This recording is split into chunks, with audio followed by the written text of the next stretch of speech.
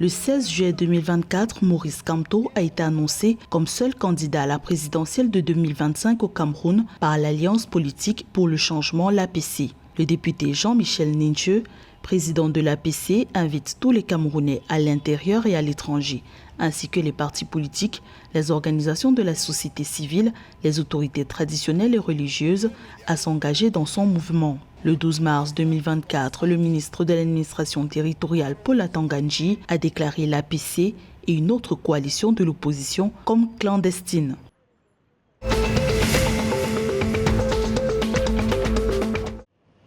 52 partis politiques ont demandé le 16 juillet 2024 la révision du code électoral, la réorganisation de l'Agence nationale de gestion des élections et le renouvellement des membres du cadre national de concertation des partis politiques au Tchad. Il leur a semblé essentiel que ces conditions soient remplies afin de créer un environnement de confiance au sein de la classe politique en prévision de prochaines élections. Ces 52 partis demandent au président de la République, Mahamat Idriss Déby, de convoquer l'Assemblée générale du CNCP en urgence.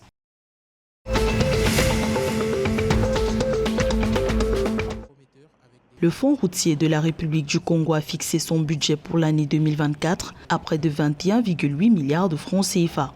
Il est de plus de 50% supérieur à celui de l'année précédente qui était d'environ 9,8 milliards de francs CFA. Selon les autorités congolaises, ce budget permettra au Fonds routier de faire face à des défis prioritaires dans l'entretien et la réhabilitation d'ouvrages routiers en état de dégradation avancée. Le comité de direction du Fonds routier a souhaité que le Fonds national d'entretien routier soit effectivement mis en place dans la loi de finances 2024.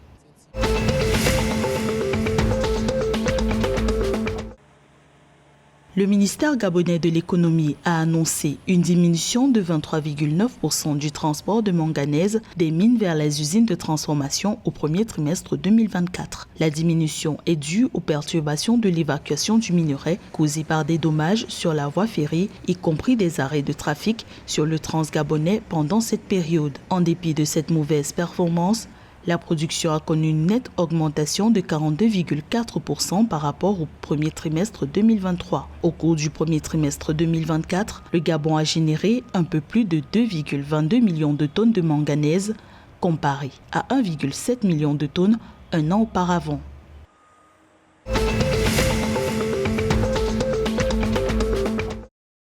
Le 15 juillet 2024, le joueur congolais de la National Basketball Association NBA, Bismack Biyombo Sumba, a ouvert la 11e édition du camp de détection de talents en basketball à Kinshasa, en République démocratique du Congo. Il s'agit de les assister dans l'obtention de bourses d'études aux États-Unis ou dans la concrétisation de leurs aspirations de devenir joueurs professionnels à la NBA.